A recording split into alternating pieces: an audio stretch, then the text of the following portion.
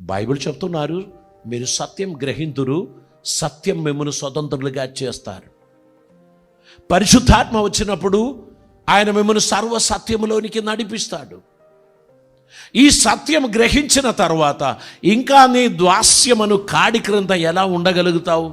ఈ సత్యమేనాడు నీ హృదయానికి తేటగా తెలపబడిందో ఆ రోజు నీ హృదయం దేవునికి అంకితం చేయాలి.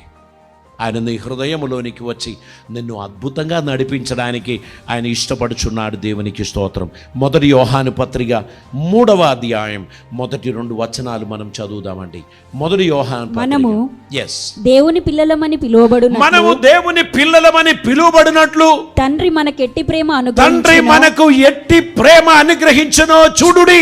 మనము దేవుని పిల్లలమే, ఈ హేతువు చేత లోకము మనలను ఎరుగదు, ఏలయనగా అది ఆయనను ఎరుగలేదు. ప్రియులారా, ఇప్పుడు మనము దేవుని పిల్లలమై ఉన్నాము. మనం ఇకను ఏమవుదుమో అది ఇంకా ప్రత్యక్షపరచబడలేదు గాని, మనం ఇంకా ఏమవుదుమో అది ఇంకా ప్రత్యక్షపరచబడలేదు గాని ఆయన ప్రత్యక్షమైనప్పుడు ఆయన ఉన్నట్లుగానే ఆయనను చూతుము గనుక ఆయనను పోలియుందుమని ఎరుగుదుము. దేవునికి స్తోత్రం.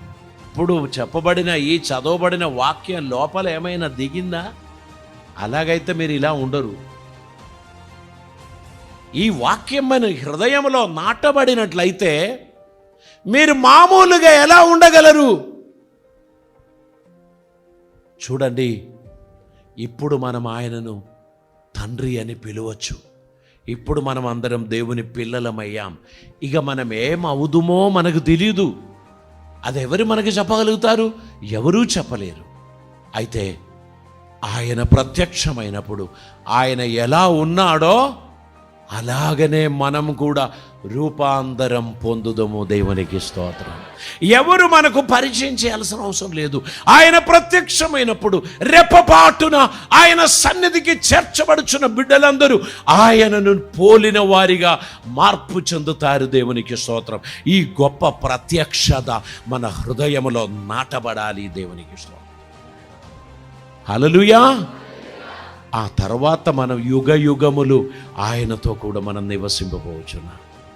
కనుక ప్రియులారా, ఈ పెట్టి కేసులను బట్టి, ఈ చిన్న చిన్న విషయాలను బట్టి ఆ మాణిక్యమును మీరు విడిచిపెట్టద్దు. ఈ మట్టి కోసం మీరేం చేయకూడదు? ఆ మాణిక్యమును విడిచిపెట్టకూడదు. మన గమ్యం, మన లక్ష్యం ఇవి కాదు.